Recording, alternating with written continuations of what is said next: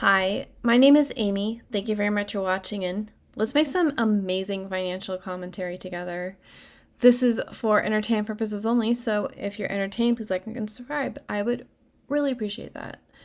Today we're going to be talking about this Reddit post about how they can still use their credit card for an emergency fund once they're on a debt management plan, because I don't think that's a great idea, but there are ways that you can use a credit card strategically if that is what you are and you have. And I personally am using credit cards as leverage in my personal life, so I feel like I can speak on this topic. But first, I'd like to let you know that I am the owner of YieldMy.com. I do receive ad revenue from that website, however, this video is not sponsored. So basically, they're saying if they go onto a debt consolidation plan and they have an emergency, how are they going to pay for it? Because you're not supposed to open up new credit cards. Like, how are you supposed to pay for an emergency once you have all of your credit cards locked up? Okay, here's the deal. Credit cards were never supposed to be your emergency fund. And it's really hard to tell people once they're already in the situation they're in, because you only really face these credit card issues when your income has been disrupted or something really expensive that you haven't prepared for is already happening. And so telling people that they should have already done this is not helpful because they're in the situation they're in. But this is, now that you have been in that situation, you've experienced that stress, maybe we should change the habit now so that in the future we don't wind up in the same situation.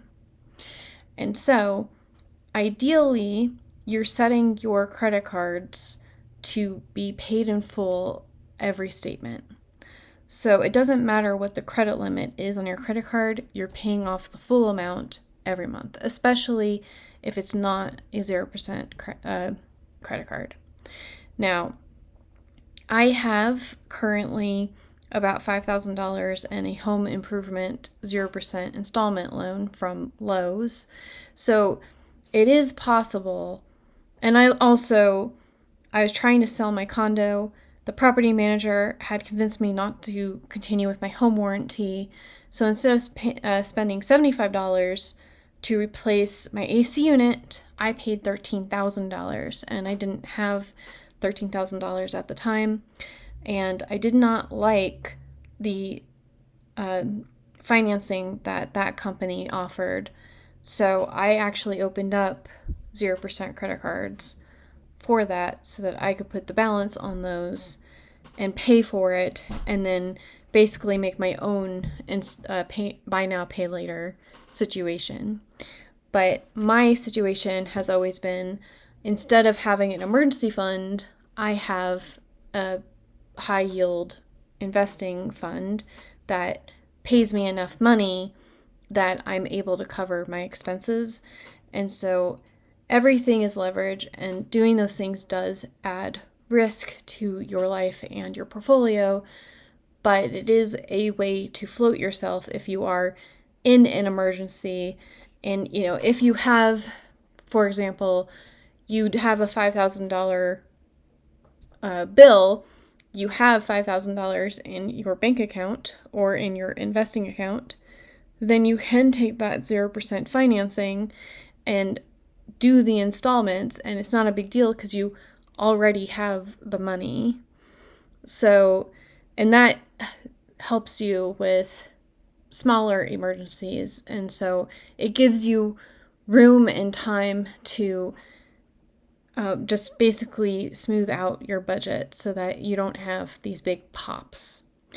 So ideally, what you would do is you would go on the debt management plan, and it would decrease your total that you're spending on your monthly bills. So say you were spending $1,500 a month before, and now you're paying $500 towards this debt management plan.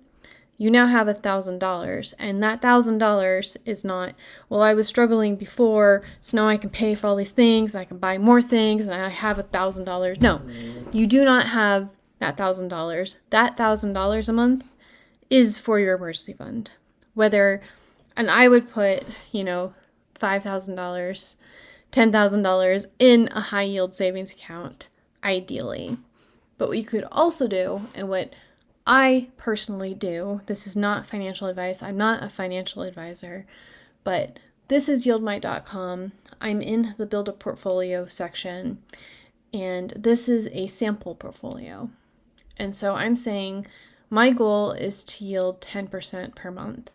And so this is CSHI, OVL, and TDAC. So CSHI is treasuries plus doing some options on the S&P 500 index. OVL does put spreads on the S&P 500, and TDAC does 0 day to expiration options on the NASDAQ 100. And so this pays 10% or 11.87% yield, which means if you had $1,000, you would get $9.89 per month from this. And of course, this will go up and down with the market. So if you look at, this is testful.io, which I'm not associated with. I just like their back testing. So this has the S&P 500 as the benchmark, and none of these are total return except for this last one. So this is CSHI TQQQ, which is a triple leverage of the NASDAQ 100, OVL, and TDAC. This one is OVL, QQQM, and TQQQ. So this one is, you would have an overall 5% yield in this portfolio because QQQM is just the NASDAQ 100 and TQQQ is the leveraged version of the NASDAQ 100. And then this is the same as what I'm proposing in Yield Might, which is 20% treasuries, 40% the S&P 500, 40% the NASDAQ 100, and this is on a total return basis. And so if you did not reinvest anything in this time period, which is from the beginning of the year, in the S&P 500, you would have $11,222 versus this one, which had TQQQ and CSHI, you would have had $10,646 versus if you only produced the 5%, you would have $11,300. So you would have a 5% yield plus more than if you were just in the S&P 500. In this time period, just different time periods will have different results. But then the last one, which is the one I proposed, you would have that 10% yield, and if you had reinvested everything, it would be $11,264, which is more than if you were just in the S&P 500. But if you did not reinvest anything, you would have $10,431. So it would be up to you to say, this month I didn't have an emergency, so I can reinvest, versus I had an emergency, so this will go up over time. It just won't be as much as the S&P 500.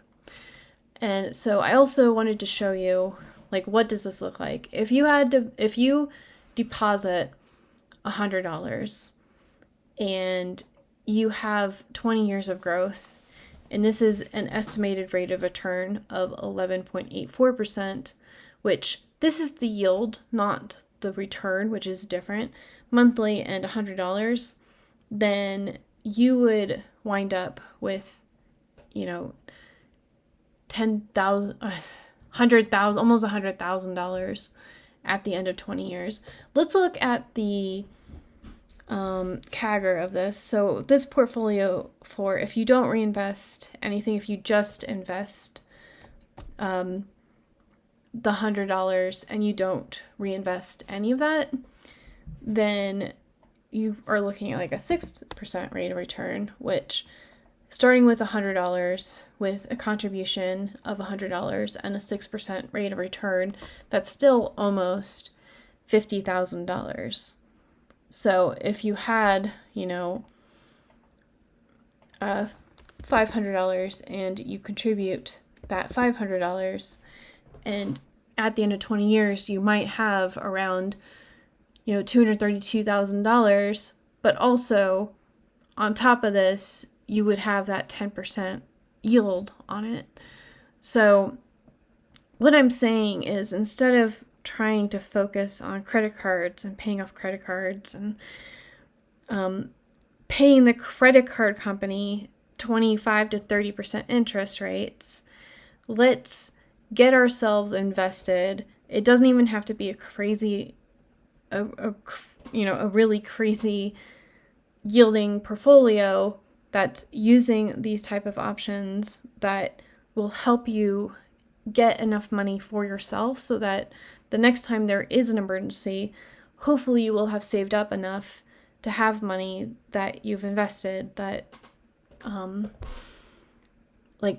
you can use the yield to pay for that 0% credit card and not touch your principal amount. And that, to me, is the goal. Is I want to be able to use, when I was starting out with the high yield savings, the high yield investing, my first goal was, okay, I want it to cover the mortgage for my condo in case I ever lose my job again. So that was like a $3,000 a month goal.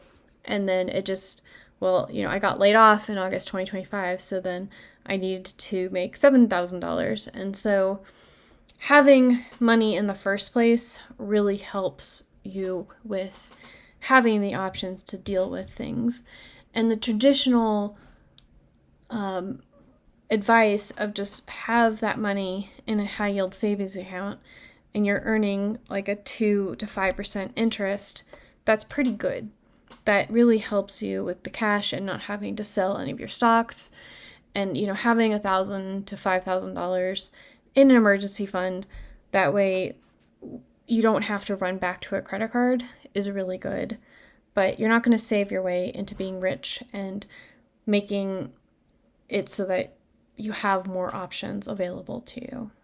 And so my challenge to this is your credit card was never an emergency fund. It was never for emergencies. Even if you get like that 0% credit card and you use it as your emergency fund, the money that you spend on there has to come from somewhere. So it's better to just, whatever money you are spending on your credit card, you should be able to technically take money out of somewhere to pay it off right away.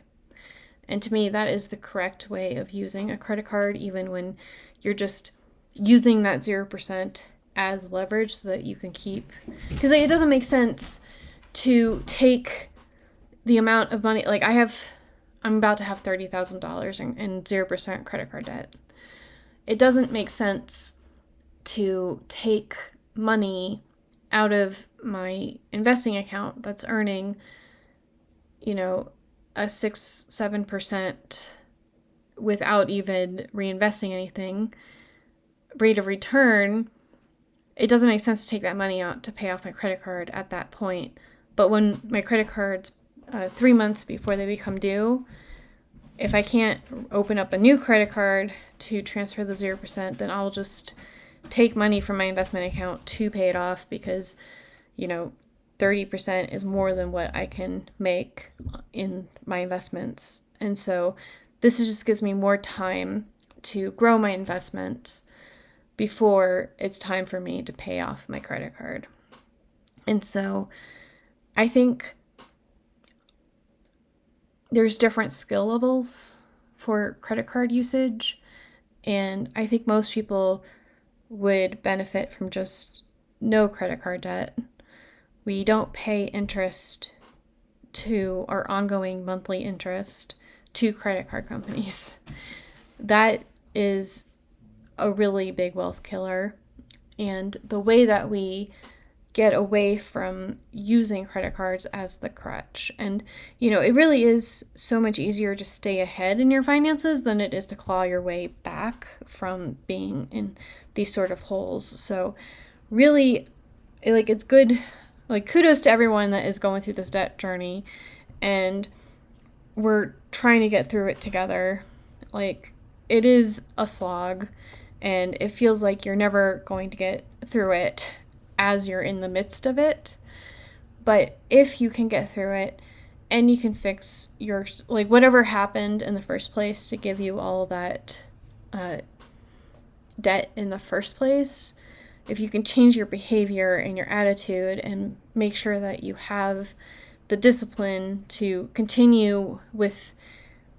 I know it was hard, that's why you went and did the consolidation loan, but if you can use that amount for 6 months more to put into an emergency fund, and that way the next time something happens, you have the luxury, basically the privilege of using different options in order to take care of that emergency, versus you have no money and now you have to run to the credit card company and pay them 30% APR.